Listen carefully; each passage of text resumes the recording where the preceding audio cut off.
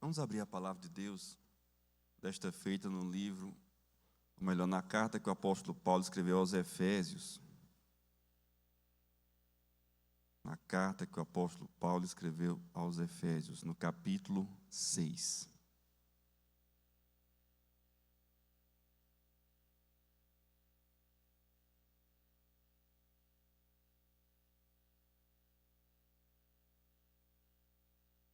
A partir do versículo 1.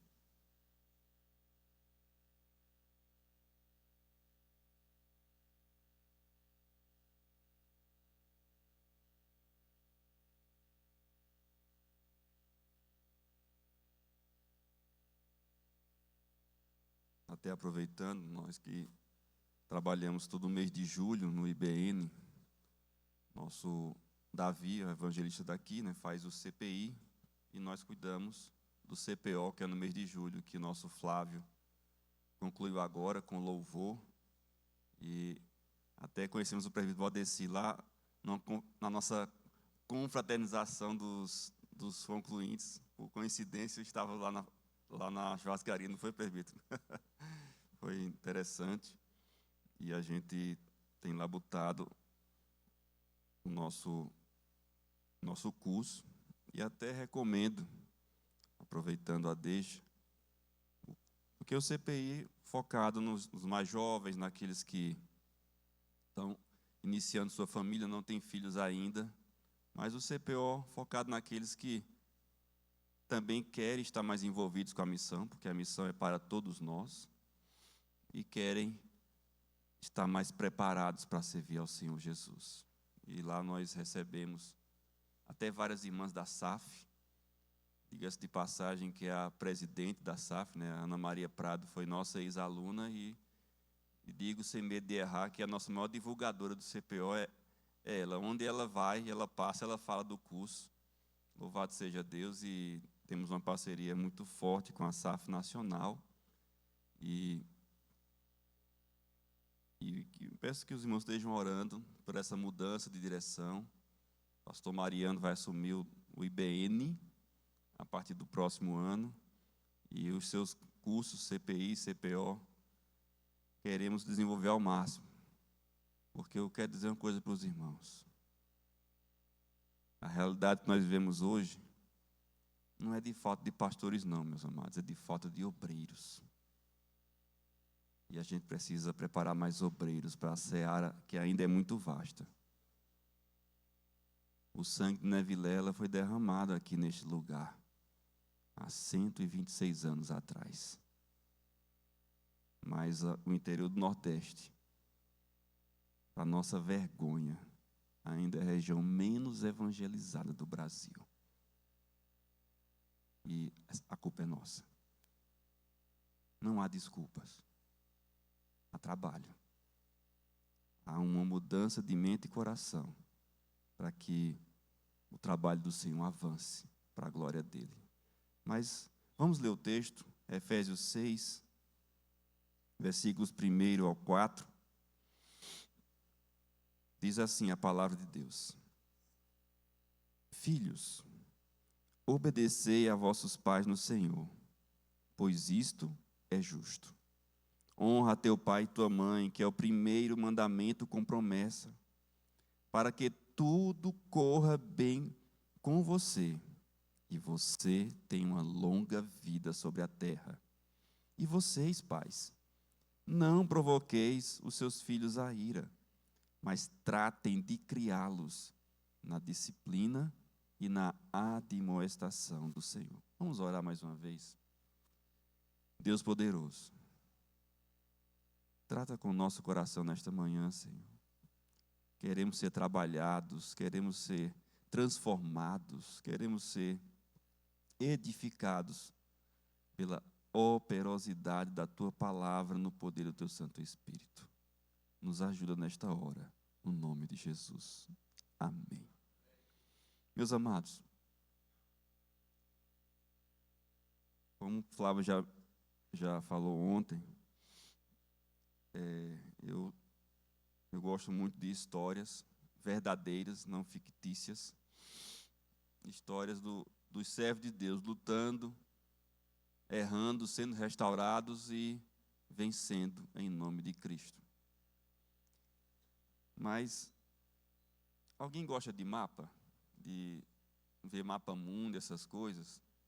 Você olha para aquele cartaz da APMT, você fica imaginando os países. Alguém já ouviu falar de um país chamado Mianmar? Pronto, para ficar mais fácil para quem não conhece. Mianmar fica pertinho da Índia, tá certo? Você imagina lá na Ásia, aí tem a Índia, em cima da Índia tem a China, tá certo? Ainda mais para lá, um pouquinho, dentro da Índia tem Bangladesh, mas depois da Índia tem Mianmar. E depois de Mianmar tem Tailândia, tá certo? É o Sudeste Asiático, tá certo? Lá neste lugar, é um dos países mais fechados para o Evangelho. Se for um missionário lá e souberem que é missionário, sabe o que acontece? Ele é expulso. Porque missionário é atividade proibida em Mianmar. Então o negócio é pesado. Mas lá tem uma coisa interessante. Lá tem 4 milhões de crentes. Como é que é a história? Em Mianmar tem 4 milhões de crentes. Como? É um mistério que ninguém sabia, porque o censo deles lá, o IBGE deles lá, é bem parecido com o nosso, viu? Foi terrível, porque o último censo do IBGE, né, demorou um ano para sair, saiu tudo atrapalhado. Eu estava até conversando sobre o presbítero Valdeci dessa forma. Lá também, lá fizeram um censo em 2014, o resultado só saiu 2 anos depois. Mesmo assim, eles tiveram que dizer que tinha 4 milhões de cristãos naquele lugar. Está lá, é dado oficial, não foi eu que inventei não, se você quiser vai lá na internet e vê. Como? Se não pode pregar o evangelho, e tem 4 milhões de crentes, tem explicação para isso? Aí daí, alguns pesquisadores falaram com o governo, olha, a gente não quer evangelizar não, a gente só quer fazer uma pesquisa para entender esse fenômeno que tem em Mianmar. Aí o governo lá, mais ou menos 2010, não sei ao certo, essa história quem conta é o pastor Ronaldo Lidório. Se alguém já viu essa história, veja lá, está lá até no YouTube. Aí chegaram lá, em Mianmar, e foram lá pesquisar os cristãos. Sou cristão. Mas quem foi que pregou para você? Foi meus pais. Mas quem foi que pregou para os seus pais? Foram meus avós. Mas quem foi que pregou para os seus avós? Foram meus bisavós. O que você quer saber? E aí foram pesquisando, vendo os mais antigos. Aí chegando, porque no Oriente sempre tem aqueles que estão mais velhos, né? Que já são bisavós, tataravós. Aí foi a geração até que finalmente chegaram no missionário que pregou para eles. Foi a Adoniran Judson. Só que a Adoniran Judson, sabe quando ele pregou para eles? A Adoniran pregou entre 1815 a 1852. Depois que ele foi embora, a missão, pouco tempo depois, foi proibida lá em Mianmar, que antes chamava-se Birmânia. Para quem é mais antigo, já ouviu esse nome Birmânia, não é verdade? Mas chamava-se Birmânia. O império milenar, não é coisa nova não. Novo é o Brasil. A gente acha que 500 anos é novo, é velha, não é novo. Mas esse império aí existe há 4.000 anos. E o evangelho chegou com a Adoniran Judson. Pela graça do Senhor Jesus, quando ele saiu em 1852, tinha 8.000 crentes. Pela graça e misericórdia de Deus, E nesse meio tempo, ele teve muitas lutas pessoais. A maioria dos seus filhos morreram naquele lugar. Ele mesmo adoeceu e, no meio da viagem de volta para se tratar, veio a falecer. E o seu corpo foi jogado no Oceano Índico até os dias de hoje. Mas o que permanece é a fé em Cristo. E aquelas famílias que se converteram de verdade, discipularam os seus filhos. E os filhos discipularam os netos. E de 8.000, temos 4 milhões de crentes. Porque o Evangelho é vencedor e veio para vencer. Está escrito na palavra de Deus, em Apocalipse capítulo 6. Nós temos que entender que não há nada mais poderoso neste mundo que o Evangelho do Senhor Jesus. Mas eu queria tratar hoje, nesta manhã, falamos ontem sobre a pregação genuína do Evangelho, mas hoje eu queria falar de um tema. Mas antes de chegar nesse tema, eu quero falar um pouco sobre essa carta que nós temos aqui. Estamos aqui na carta de Efésios. A carta de Efésios tem uma disputa entre os teólogos para dizer qual é a carta mais contundente do apóstolo Paulo. Se é Romanos ou Efésios. Metade diz que é Romanos, metade diz que é Efésios. Eu estou na metade de Efésios. Mas não importa. É tudo palavra do Senhor Jesus, que é o mais importante. Mas a questão, Efésios, é uma grande pérola escrita aqui na nossa palavra de Deus. E foi escrita pelo apóstolo Paulo dentro da prisão. Na sua primeira prisão, descrita lá no livro de Atos, ele escreveu aos Efésios. E se você ler o livro de Atos, vai ver que lá em Éfeso, ele esteve 3 anos pastoreando aquela igreja, discipulando os membros daquele lugar na escola de Tirano, preparando não somente os crentes de Éfeso, mas também das cidades ao redor. Tanto que aquelas cidades descritas em Apocalipse, como as 7 igrejas da Ásia, a grande maioria daqueles presbíteros, daqueles líderes, foram treinados pelo apóstolo Paulo na escola de Tirano. E depois é que veio o apóstolo João para poder cuidar das igrejas da Ásia. E aqui nessa carta de Éfeso, ela se divide em 2 partes muito claras. Do capítulo 1 ao capítulo 3, nós temos toda a fundamentação da nossa fé no Senhor Jesus. E palavras que estão no nosso coração, que nós conhecemos, palavras famosas do Evangelho. Por exemplo, quando diz que o Senhor, Ele nos amou antes da fundação do mundo, está aqui em Efésios. Quando se fala que temos o penhor do Espírito, está aqui em Efésios. Quando fala que nós estamos mortos em delitos, em pecados, está aqui em Efésios capítulo 2. Quando fala que pela graça somos salvos mediante a fé, isso não vem de vós, é dom de Deus, não de obras para que ninguém se glorie, está aqui em Efésios 2.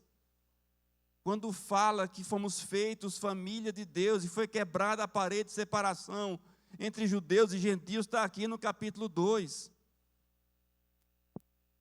Quando tem aquela palavra de exaltação e louvor a Deus, quando o apóstolo Paulo diz que Ele nos dá muito mais do que pedimos ou pensamos, está aqui no capítulo 3, no versículo 19. Então, esses 3 primeiros capítulos falam de todo o esteio da doutrina do Senhor.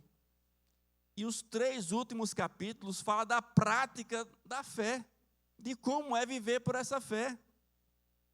E daí nós temos 3 temas principais que o apóstolo Paulo traz.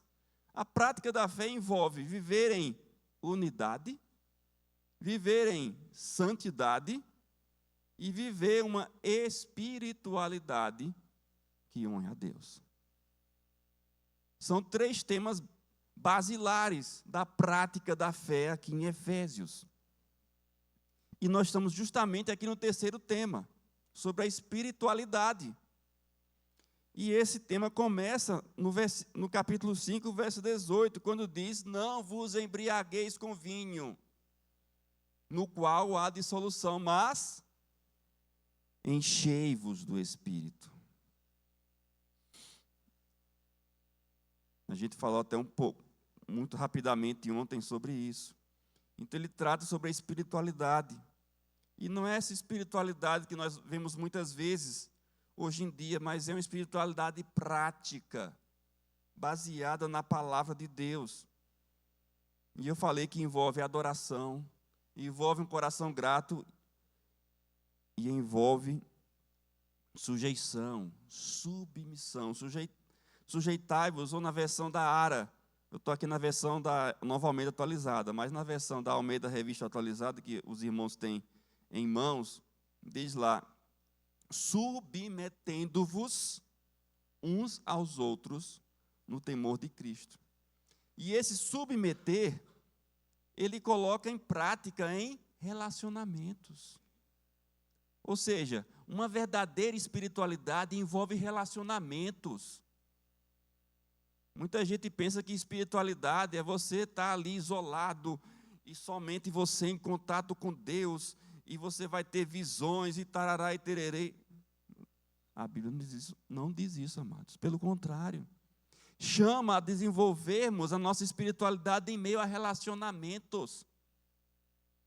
É interessante pensar, e até lógico, só que a gente não para pensar.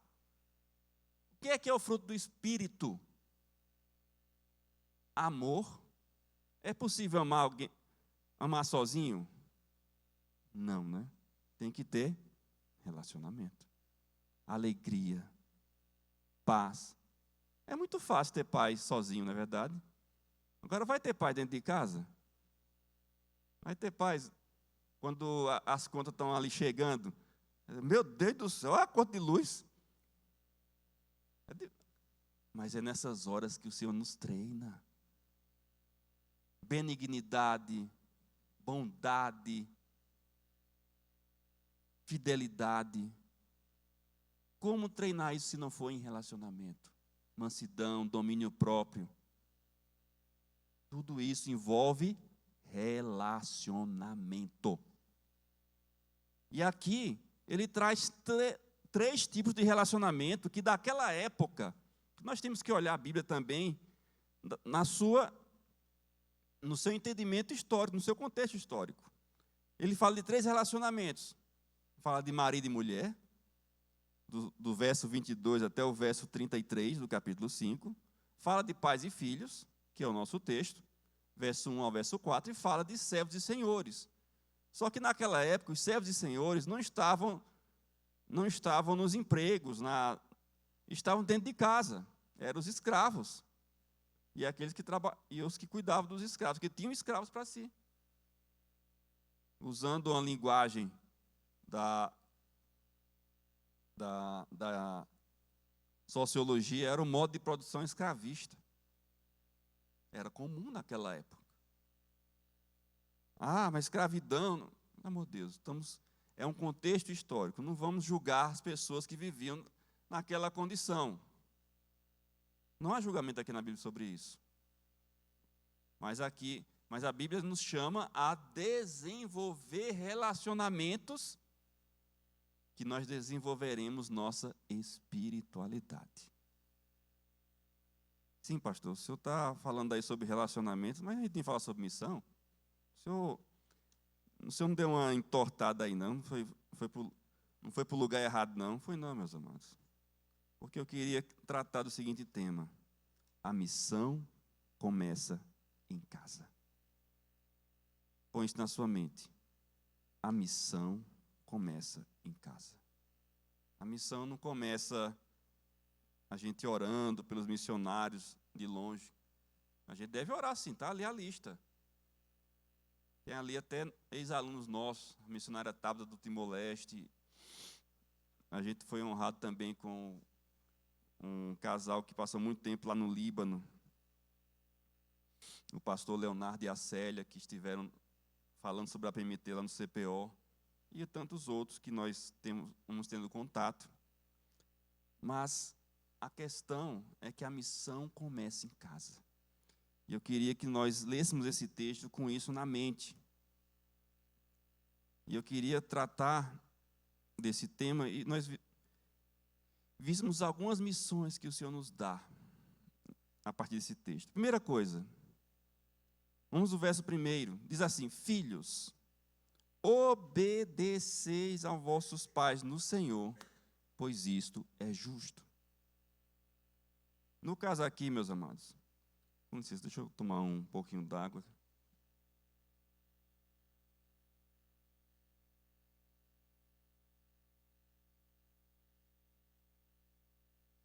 Queria que a gente olhasse para esse texto, mas pensasse, primeira coisa, o que é que veio antes que propicia isso? Os filhos vêm a partir do casamento. Então, o primeiro ponto que eu queria tocar em vocês é que ter filhos é uma missão do casamento. Pastor, isso é tão óbvio. Já foi.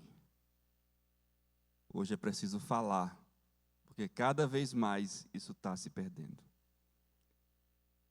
Porque, primeira coisa, se ter filhos é uma missão do casamento, o que é que deve ser colocado em primeiro lugar? O casamento ou a paternidade e a maternidade? O casamento. O casamento é que dá sustentação para a paternidade e a maternidade adequada diante de Deus. Porque no modus operandi normal é o contrário. Quando os filhos nascem, muitas vezes eles passam a ser os donos da casa. A casa é refeita por causa dos filhos, colocando os filhos no pedestal. E isso é antibíblico. Isso é pecado. Só que o mundo age assim, e isso está entrando na igreja.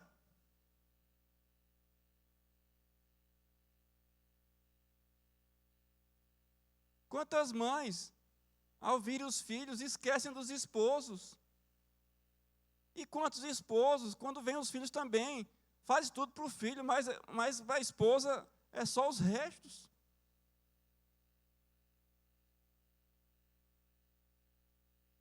É duro ouvir isso, né, amados? Só que a gente precisa ouvir para mudar. O casamento tem prioridade sobre essa questão. Mas outra coisa nos dias de hoje que esse texto nos diz é que, ao vir o casamento, deve-se querer ter filhos. Ah, pastor, então quer dizer que tem que liberar completamente e ter quantos filhos Deus mandar. Meus amados, a Bíblia não diz isso. Mas diz que frutificai-os. Qual a primeira coisa que tem na Bíblia? A primeira ordem é sede fecundos. Está lá, Gênesis 28, não foi eu que criei, não. É o nosso Deus, através do seu Espírito Santo, que trouxe para nós. Sede fecundos. Sede fecundos. Então é preciso querer ter filhos. E é interessante que nos dias de hoje, quem menos quer ter filhos são as mulheres. Eu já ouvi por pelo menos 5 homens dizendo que, olha, eu quero ter filhos, pastor, mas minha esposa não quer ter ainda não. Como é que é a história?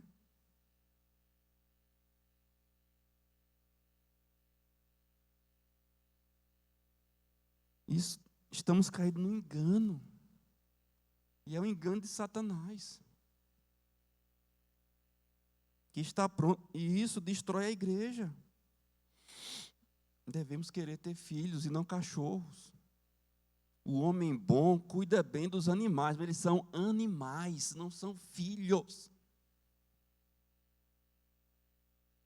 Pastor Renato Vagens, uma vez comentando sobre essa situação e colocou mais ou menos dessa forma, que a gente deve tratar os animais como animais, mas priorizar os filhos. Aí recebeu respostas lá na rede social: pastor, o senhor não entende. Eu, quando recebi meu cachorro, foi como se eu tivesse tido as dores de parto, de tão impactante que foi. Meu Jesus amado. Isso é verdade, gente. Isso é do inferno. Desculpe dizer. Tem gente que não gosta que a gente fale de inferno, mas é a realidade. Então não pode ser isso. É missão de Deus, sede fecundos.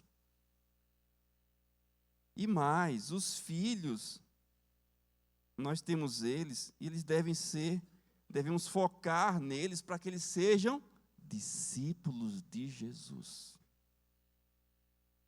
Para que eles sejam crentes no Senhor Jesus. Às vezes, nossa maior preocupação é que eles sejam ótimos profissionais, engenheiros, médicos, advogados e outras profissões que existem. Nada contra, que sejam para a glória de Deus. Contudo, não há maior alvo de qualquer pai crente que os seus filhos sejam seguidores de Cristo. Eu me lembro de um testemunho de uma antiga professora minha de escola dominical, já que estamos na escola dominical, e ela era uma doutora, assim, fez doutorado na área de sociologia, tudo. Só que o seu filho mais novo, ele teve muitas dificuldades para estudar. Terminou com muita dificuldade o segundo grau, e nessa época que ele estava terminando, ela disse: olha, tem vários colegas que chegam: olha, meu filho já está até agora no pós-doutorado, já foi lá, esteve lá em Cambridge, em Harvard, e essas universidades famosas pelo mundo. Aí, com um tom de desprezo: e o seu? Olha, meu filho não chegou nessas conquistas de títulos, mas eu sou feliz, porque ele é um crente no Senhor Jesus. E não há nada mais importante do que isso. Zombavam dela, mas ela exaltava o nome do Senhor Jesus, porque isso é o mais importante. Os nossos filhos devem ser discípulos de Jesus. E quem tem que evangelizar os filhos são os pais dentro de casa. E isso dá trabalho.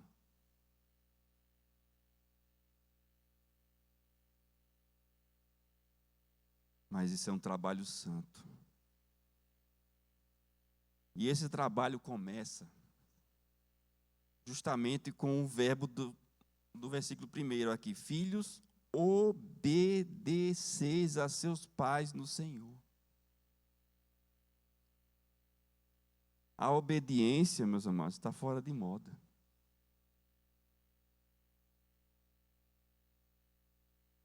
Quando a gente fala de trabalhar a obediência com os filhos, o que mais fala por aí: você oprime muito seu filho. Seu filho vai ter traumas por causa da sua criação. Já ouviu alguém dizer isso? Essa é a linguagem do mundo. Interessante. Até meus 5 anos, eu me lembro que apanhei até dizer chega. Eu não tenho um trauma disso, não. Que se eu esqueci nada. Até hoje eu me lembro das chineladas que eu levava.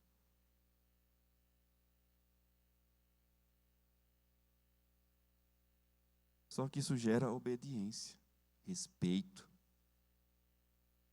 Percebe que a gente vive numa geração que não respeita mais os mais velhos? Por quê? Porque não se ensina a obediência. Não se diz não para os filhos. Cuidado para não traumatizar o seu filho. Ah, seu filho está assim, aí vai no psicólogo, não, ele está com TOD. Transtorno opositor desafiador. Ah, meu filho, lá em casa tem um remédio para TOD, é Havaianas, as legítimas. Acabou-se TOD, esse negócio. Que conversa, rapaz.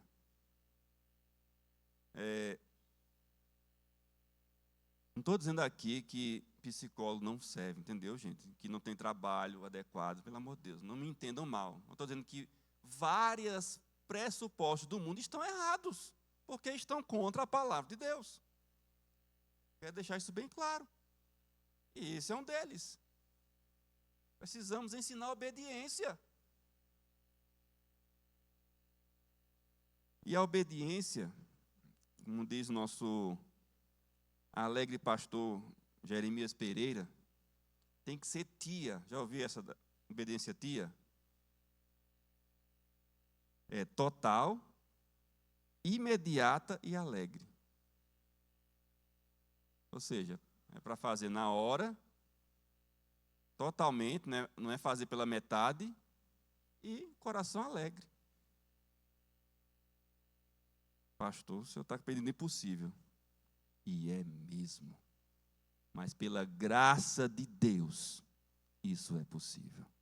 No poder do Espírito de Deus, isso é possível.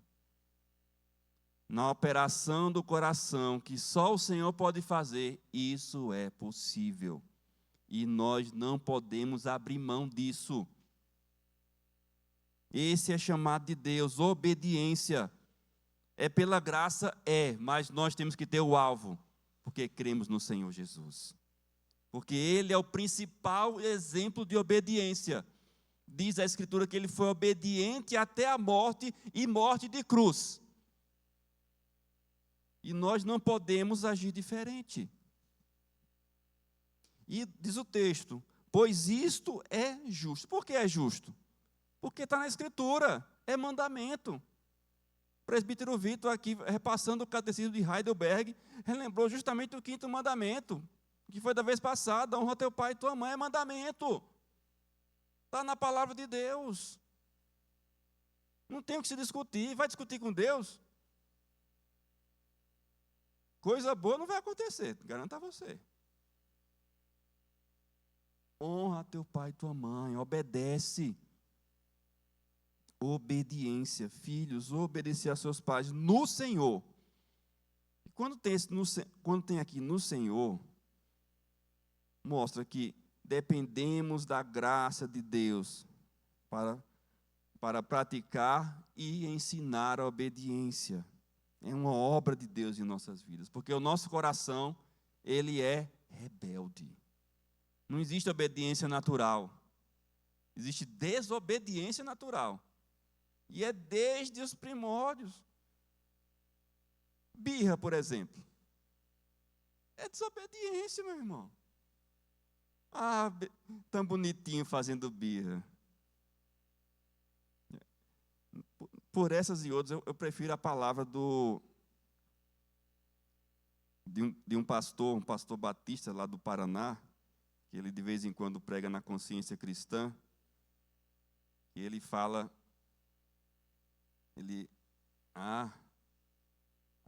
quando nasceu a netinha dele, aí chegou a enfermeira para ele, a enfermeira disse, veja que netinha linda nasceu.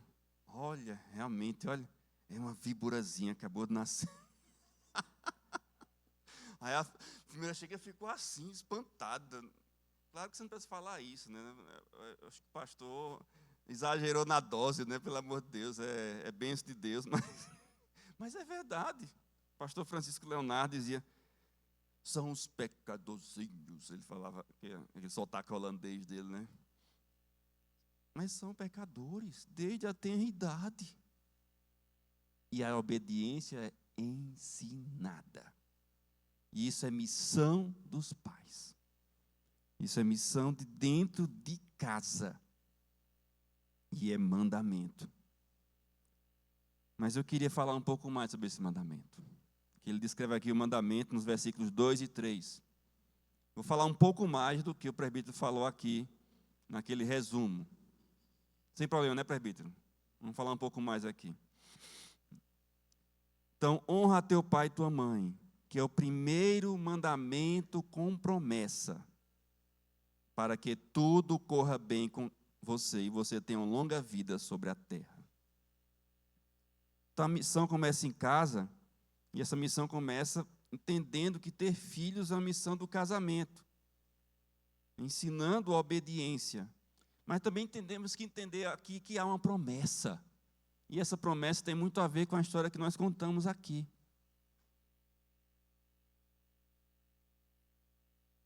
Foi muito claro quando foi colocado aqui, honrar significa obedecer aos pais, obedecer às autoridades, respeitar, coisa que não tem nos dias de hoje. Hoje, pelo contrário, o status quo, o normal, é você ficar falando mal de toda e qualquer autoridade. Só que isso vai contra Deus. Quem foi que permitiu que aquela autoridade estivesse lá? Foi Deus. Ele é o soberano sobre toda a terra. Por exemplo, eu posso não gostar do atual presidente, mas como Deus permitiu que ele fosse presidente, eu devo respeito. Ah, pastor, mas ele é isso, aquilo, pode ser o que for. Mas ao Deus permitir ele estar revestido de autoridade, eu devo respeito. E se eu não respeito, eu estou pecando. É triste ouvir isso, né? Que vontade de falar mal de quem eu não gosto, né? Mas essa é a realidade, meus amados. Quando você fala mal das suas autoridades, você está falando mal contra Deus, que permitiu que ele estivesse lá. Então você precisa orar para Deus agir e refrear o mal e trazer o bem. Mas voltando para o nosso contexto, só que esse princípio da obediência, do honrar, implica numa promessa, para que tudo corra bem contigo e tenhas uma longa vida sobre a terra. Quando a gente escuta isso, a gente pensa, não, aqueles que foram obedientes vão viver muito. O texto não está dizendo isso. Não, pastor. É isso que eu estou entendendo. É que a gente primeiro precisa entender o que é vida para o judeu. Porque esse mandamento foi dado para os judeus, certo? Está lá em Êxodo 20.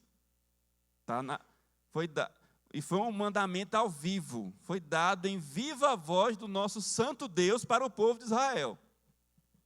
Os 10 mandamentos é a única parte da lei que eles ouviram diretamente a voz de Deus. E esse é o 5º mandamento. E o Senhor Jesus, quando falou sobre quais são os mandamentos mais importantes, ele dividiu nas 2 tábuas da lei. Porque os primeiros 4 mandamentos falam sobre amar a Deus, de todo o teu coração, de toda a tua alma e todo o teu entendimento. E os últimos 6, a 2ª tábua da lei, fala de amar ao próximo. Só que esse 5º mandamento seria um mandamento de transição entre amar a Deus e amar ao próximo. Porque, na realidade, eu honro meu pai e minha mãe porque, em última instância, eu estou honrando a Deus. Mas aí envolve uma promessa. E essa promessa está falando de longa vida. E o que é vida para os judeus? Vida para os judeus não é como nós, não. Porque para nós vida é nascer, crescer, fase adulta, envelhecer e morrer. Não é isso? O judeu não é assim. Quando ele fala, nosso pai Abraão, não tem isso na Bíblia diretamente? Tem. Já percebeu a quantidade de genealogias que tem no Antigo Testamento?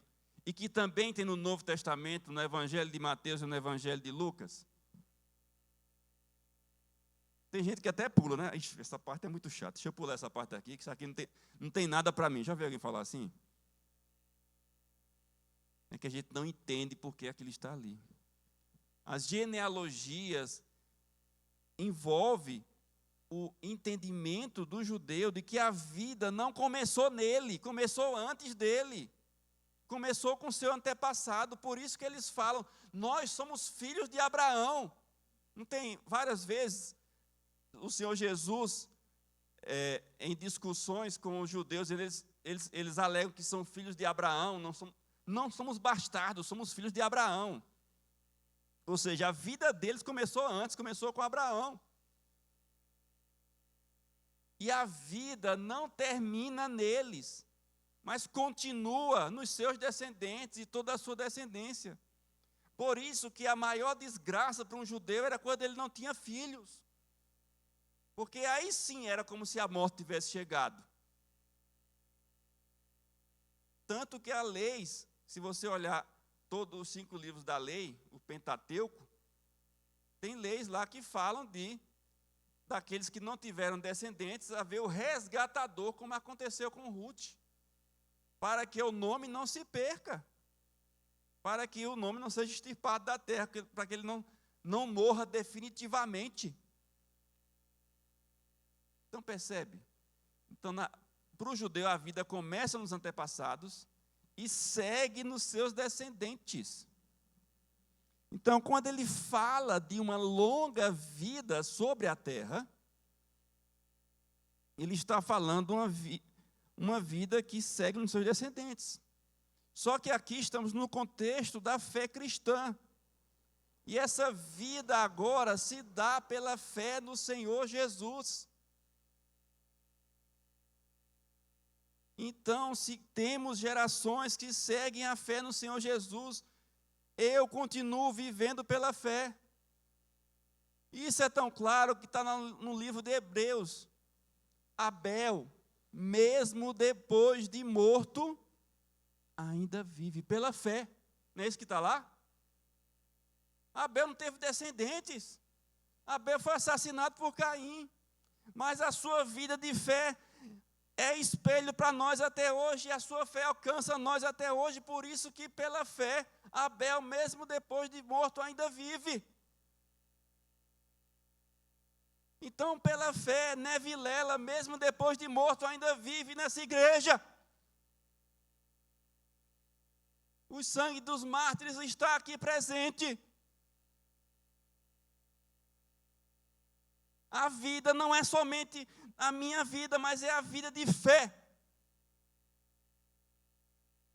E a promessa que está aqui envolve tanto os filhos quanto os pais, para que a fé siga até o dia de Cristo Jesus.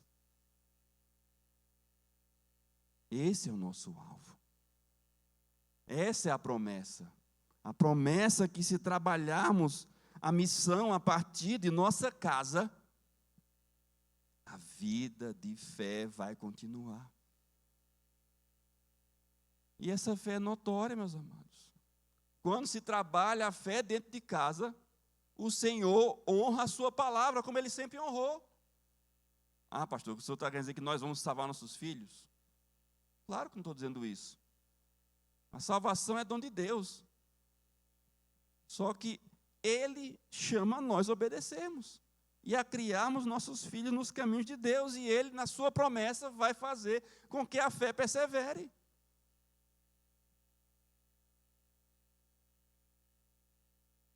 Agora, os caminhos que Ele escolhe são dEle. Mas nós temos que fazer a sua vontade. Criarmos nossos filhos. Vermos os filhos dos filhos, como diz o Salmo 128, verso 6, seguindo o caminho de Deus. E pensando assim, quer dizer que a nossa vida começa quando chegamos a Cristo, não é verdade? Pense naqueles que começaram o trabalho aqui em São Bento do Una. Os seus descendentes que ainda estão por aqui, podemos contabilizar 126 anos de fé. Porque Deus é poderoso. Eu congrego lá na primeira igreja presbiteriana do Recife. E é interessante que a igreja está cheia de parentes de pessoas que vieram daqui da região. Lá tem muitos gueiros, Vitalino, Renault, famílias que foram fundadores do trabalho em Canhotinho. Então são 120 anos de fé. E virão mais, para a glória do nosso Senhor Jesus. Essa é a vida que fomos chamados. Essa é a promessa de Deus. É uma vida que se estende. E nós temos que seguir nessa direção. E a missão envolve, agora eu vou detalhar um pouco mais, em fazer dos filhos discípulos. Já falei isso aqui, mas eu quero detalhar agora no verso 4. E vós, pais, não provoquei os seus filhos à ira, mas tratem de criá-los na disciplina e na admoestação do Senhor. Primeira coisa, eu queria pegar esse trechinho aqui, e vós, pais. O verso 1 diz, filhos, obedecei a vossos pais no Senhor. Só que aqui, quando fala vossos pais, o pais aqui é gonem. Ou seja, é pai e mãe. A obediência é dada ao pai e à mãe pelos filhos. Agora o verso 4 diz assim, e vós, paters. Aqui são os pais homens. Aqui é um chamado para os pais homens. Do mesmo jeito que no relacionamento anterior entre marido e mulher, os homens são chamados a liderar a sua esposa. Eles são chamados a liderar a sua casa. Os homens são chamados a assumir a responsabilidade de educarem os seus filhos no caminho do Senhor. São os pais homens.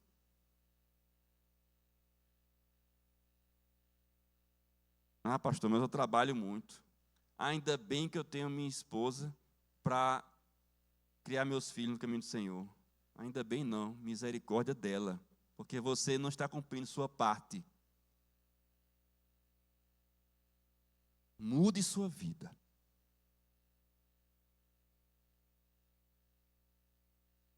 Mas pastor, se eu mudar a minha vida, eu vou ficar mais pobre. Que fique! Mas crie seus filhos nos caminhos de Deus e é você responsável. O homem é responsável.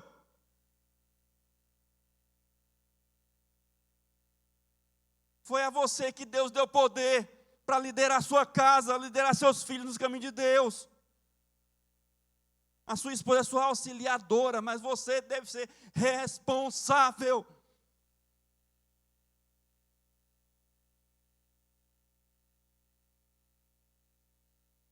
Isso não é brincadeira.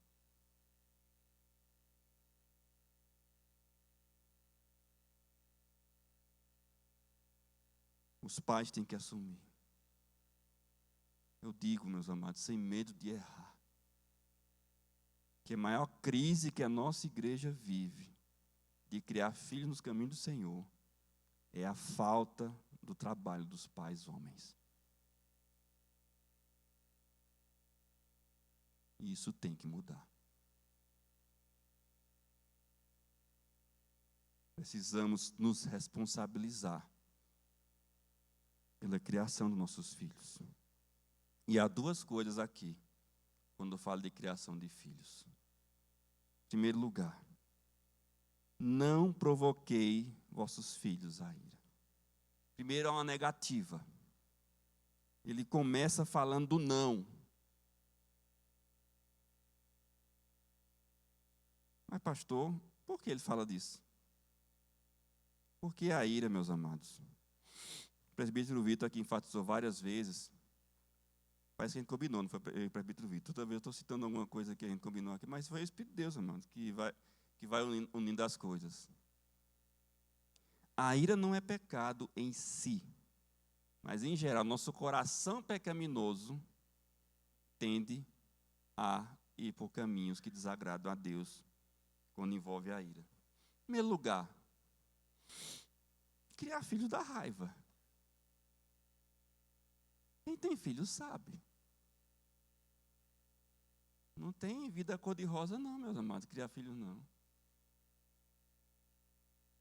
Às vezes você tem vontade de, miserável.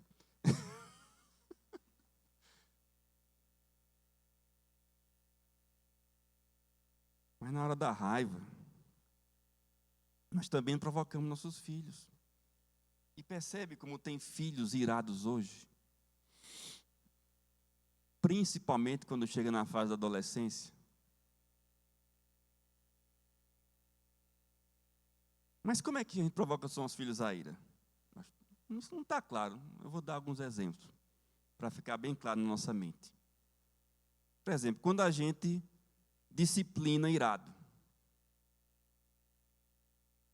E somos chamados a disciplinar nossos filhos. Mas não devemos disciplinar eles irados. Por quê? Vamos ensinar a eles que, quando o papai está com raiva, bate na gente. Então, o problema não é o meu pecado. É a ira do meu pai. É a ira da minha mãe. Ele tem que ficar claro para ele que o problema dele é o pecado. Então, quando você se irar, naquela hora que seu filho apronta, em nome de Jesus, vá para o seu quarto. Vá clamar a Deus, vá orar ao Senhor, para lhe livrar daquela ira, que não é uma ira santa, pelo contrário, vai ser uma ira pecaminosa, que você vai se exceder. E ao restaurar o seu coração, você volta e disciplina em amor, tratando o pecado. E a disciplina mostra que o pecado está debaixo de condenação.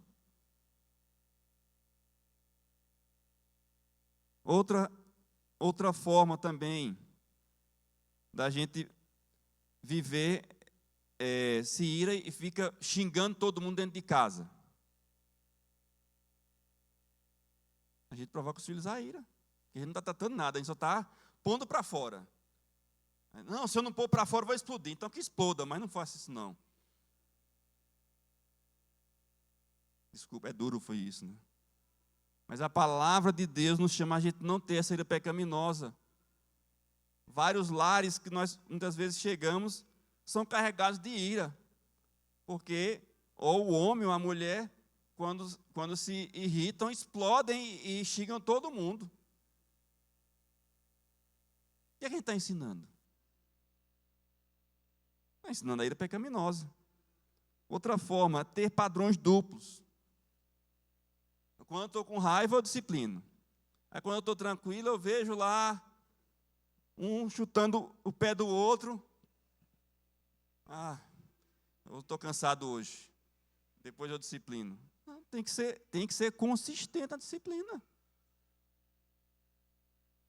Outra coisa também que a gente provoca nossos filhos à ira é quando a gente erra. Porque a gente erra, meus irmãos, com nossos filhos. E quando nós errarmos, nós temos que ser o primeiro a pedir perdão. Mas, pastor, eu vou me humilhar. Humilhe-se em nome de Jesus. Porque só há um que é bom, que é o Senhor Jesus. Você é pecador, tanto quanto seu filho. E você vai errar com ele. Eu não conheço nenhum pai que não tenha errado com seus filhos. Mas há perdão em Cristo Jesus. Mas é preciso pedir, é preciso se humilhar. Porque só assim você vai restaurar o seu coração e o coração do seu filho. Você vai ensiná-lo que você é pecador, mas que há redenção e perdão em Cristo Jesus. Você também provoca seus filhos à ira, quando você vê comparando ele com outros. Olha o filho lá da irmã da igreja. Aquilo é um menino comportado. Agora você, meu Deus do céu, só me dá trabalho. Você não tem vergonha, não? Já ouviu alguém falar assim? Gente, isso é pecaminoso. Você tem que comparar seu filho com a Bíblia. Dizer, filho, isso é pecaminoso porque a Bíblia diz assim, assim e assim. E pronto. Não tem que se comparar com ninguém, não. Porque não há ninguém bom. A única comparação que nós fazemos é com o próprio Senhor Jesus, que Ele é o nosso alvo.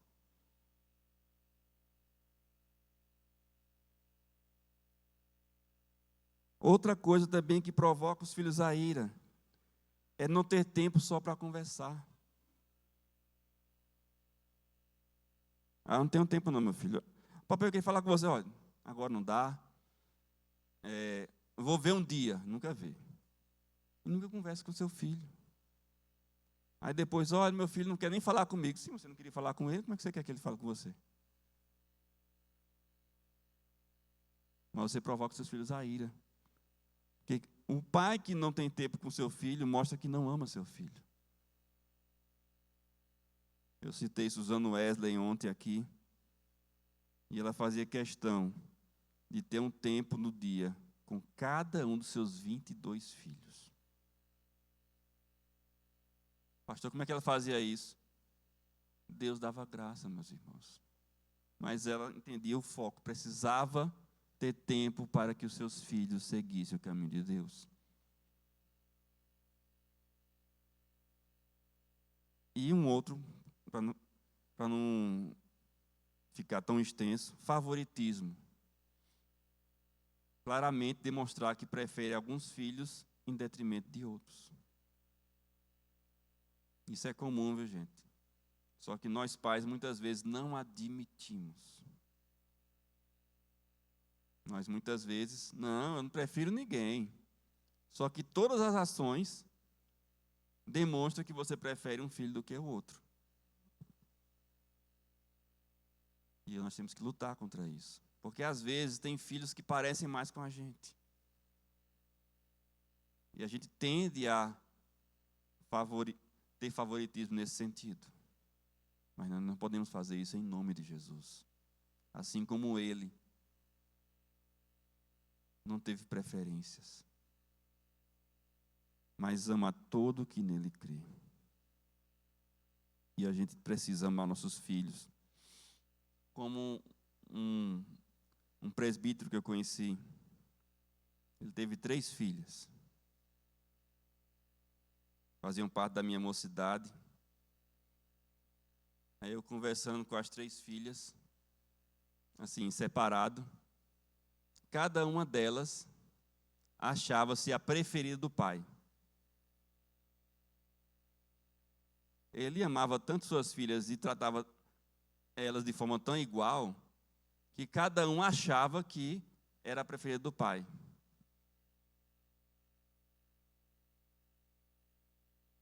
Como é que ele fazia isso, meus amados?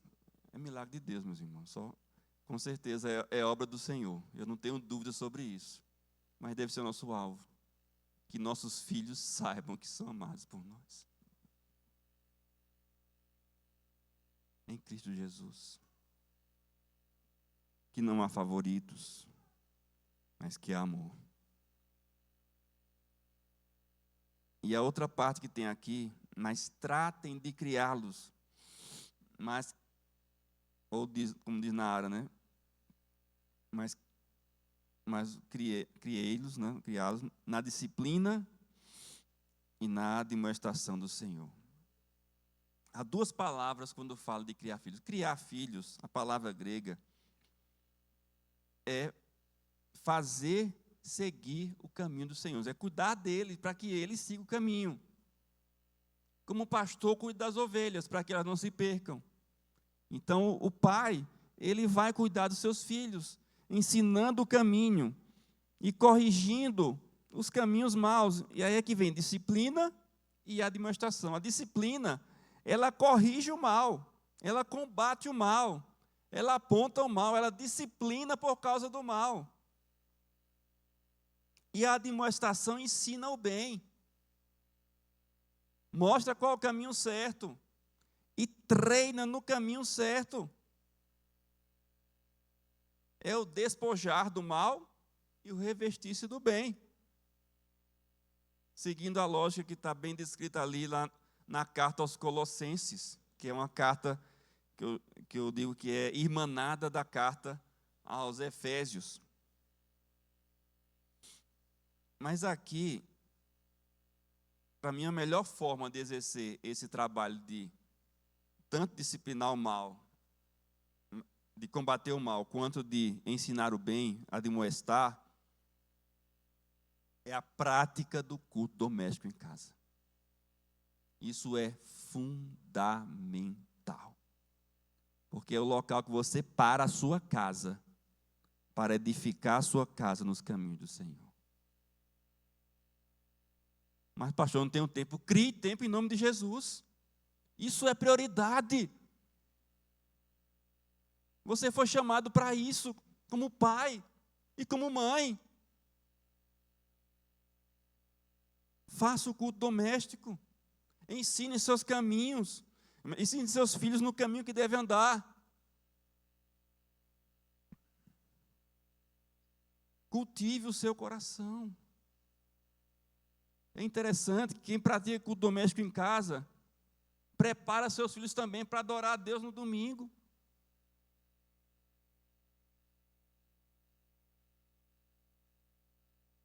Os mais antigos, em geral, foram criados tendo culto doméstico em casa.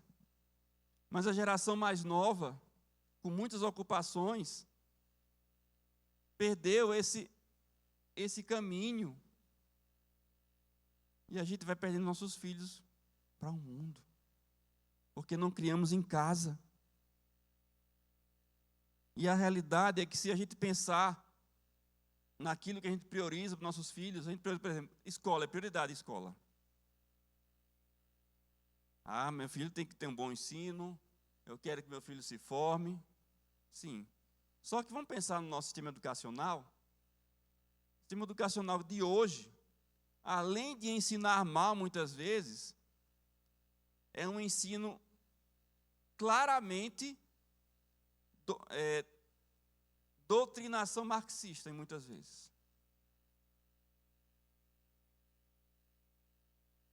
E eles são de um jeito que eles atacam todo sistema que se diferencia deles. Vocês sabiam que aquele partido, esse PSOL, entrou com ação no Supremo para dizer que as escolas confessionais não poderiam negligenciar partes da base nacional curricular comum por causa da sua fé? Vocês sabiam dessa? Na prática, quer dizer o seguinte, se é escola, tem que seguir o que o governo disse que é para ensinar. Então, não podia ter escola confessional. Isso foi a julgamento, meus amados. Sabe qual foi o placar no Supremo? 6-5 para nós. Por um voto, as escolas confessionais não foram proibidas. A igreja tem escola. A outra igreja também tem escola. Por um voto, essas escolas não foram obrigadas a ensinar que a homossexualidade é um princípio normal. Não foram obrigadas a ensinar o marxismo aqui na escola. Por um voto. Então nós devíamos lutar para ter mais escolas. E não só escolas, devíamos incentivar o homeschooling também. Porque quando você não tem escolas, diga a vocês que é melhor ter o homeschooling do que mandar para que seu filho seja doutrinado contra a palavra de Deus. E digo mais, meus amados. Vou usar a lógica do futebol. Futebol, todo mundo é uma paixão do brasileiro, né? Imagine que seu filho na escola, passa 5 dias na escola. E quantas vezes ele vem na igreja?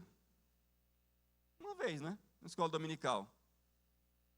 Se você pensar só por isso aí, a gente leva uma goleada de 5-1. Agora, se você pratica o culto doméstico em casa, todos os dias, você pelo menos empata ou passa por 1. Equilibra a coisa. Então, perceba, meus amados. Primeiro, que precisamos praticar o culto doméstico. Segundo, que precisamos nos interessar pelo que nossos filhos são ensinados. Porque tem muito pai que o filho vai para a escola, volta falando um monte de besteira, e você não está nem aí. Você que educa seu filho. Você precisa estar atento no que passa na mente dele. Dia desse eu tive uma discussão com a minha filha, tem 13 anos. sobre uma coisa que ela estava falando, lá que ela estava meio indignada lá com o colégio. É um colégio confessional, viu, gente? E ela falando, eu digo, olha, filha, eu até entendo um pouco daquilo que está lhe chateando, mas a forma que você está abordando, minha preocupação é outra. Você aborda com uma cosmovisão que não é bíblica. E aí tive uma conversa mais clara para mostrar o referencial bíblico e aquilo que ela estava defendendo com ênfase. É que é adolescente, viu, meus amados? Adolescente você tem que ter discussão de alto nível.